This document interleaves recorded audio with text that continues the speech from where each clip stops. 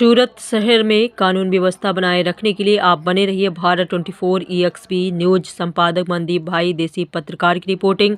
Zone 6 DCP Shri Rajesh Parmar के मार्गदर्शन में सचिन पुलिस ने संवेदनशील इलाकों में पैदल गश्त की और आपराधिक इतिहास वाले आरोपियों के घरों पर अचानक जांच भी की।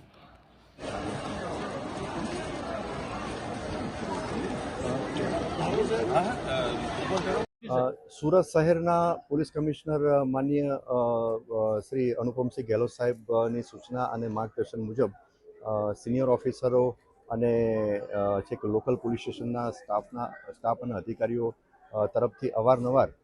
પોલીસ સ્ટેશનના અલગ અલગ વિસ્તારોમાં કોમ્બિંગની કાર્યવાહી હાથ ધરવામાં આવે છે। કોમ્બિંગની કાર્યવાહી કરવાનો આશય એ છે કે જે વિસ્તારમાં લાગતું હોય કે એમાં ક્રિમિનલ અને એન્ટી સોશિયલ એલિમેન્ટ વધારે હોય એમાં એમને આઈડેન્ટિફાઈ કરવાના, એમના ઘરે કોઈ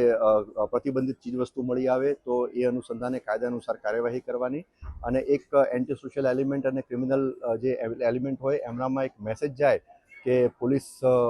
એક